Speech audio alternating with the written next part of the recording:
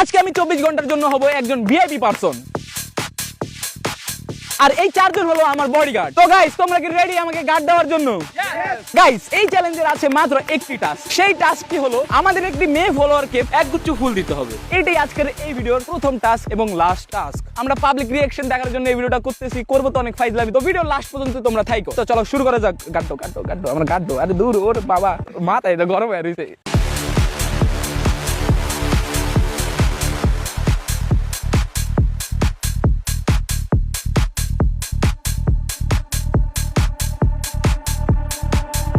Guys, চলে আসলাম ফুল কিনতে। কিন্তু আমার রাস্তাটা পার করান আপনারা।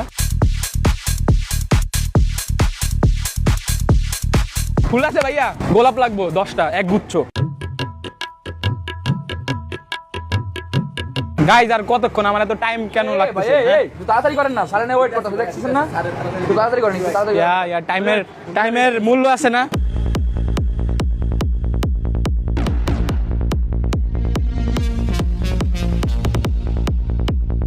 ঠিক আছে?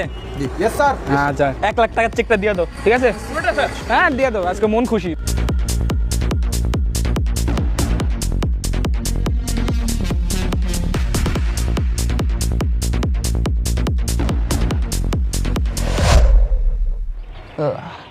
ময়লা আছে না? এত রোদ।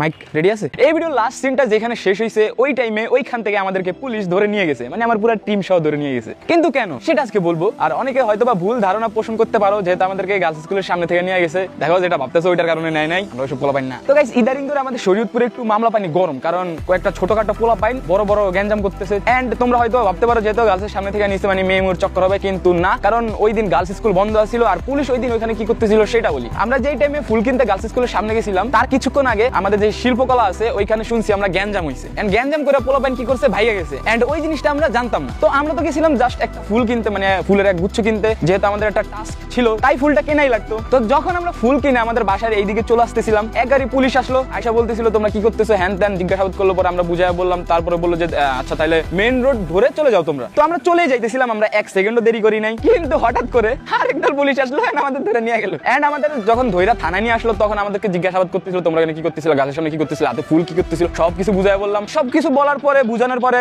পুলিশ কিছুই বোঝে। তো যখন দেখলাম মামলা পানি হাতে থেকে বাইরে যাইতেছে, তখন আমরা আমাদের ফ্যামিলি কল দিলাম, আমাদের বড় ভাইদের কল দিলাম। ওরা আসলো, একটু আলোতে আলোকিত করে দিল। তো আমরা তখন সুন্দর মতো চলে আসা বললাম। তারপর আর এই ভিডিওটা কন্টিনিউ করা হয় নাই। আর আমাদের বড় ভাইদের আর আমাদের ফ্যামিলিদেরকে অনেক অনেক ধন্যবাদ। পুলিশকে বুঝাইতে পারছে যে ওরা অন্য কিছু করতে যায় নাই, জাস্ট একটা ভিডিও শুট করার জন্য গেছিল। এন্ড গার্লস স্কুলের সামনেও যায় নাই শুট করার জন্য, জাস্ট ওখানে ফুল কিনতে গেছিল। এন্ড এই ভিডিওটা বানানোর একটাই কারণ, ওই সময় ওইখানে ওই দিন অনেক পাবলিক ছিল। তারা হয়তো বা ভুল ভাবতে পারে আমরা হয়তো বা উল্টাপাল্টা কিছু করছি, বাট এমন কিছুই ছিল না। জাস্ট এতটুকুই বলবো, আমরা ওই টাইমে একটা খারাপ টাইমের শিকার হয়ে গেছি। কারণ ওই টাইমে ওইখানে গ্যাঞ্জাম চলতেছিল, আমরা ওইটা জানতাম না। এন্ড এই কারণেই আমাদেরকে থানায় জিজ্ঞাসাবাদ করার জন্য নিয়ে গেছিল। জাস্ট একটা জিনিসই খারাপ লাগতেছে, ভিডিওটা অনেক ভালোভাবে শুরু হয়েছিল কিন্তু ভালোভাবে শেষ হইলো না। ভিডিওটা আর পুরো করতে পারি নাই, বাট হ্যাঁ এই ভিডিওটা একদিন পুরো করবো ইনশাল্লাহ। এন্ড এতটুকুই বলার ছিল। আল্লাহ হাফেজ, আমরা ঠিকঠাক আছি।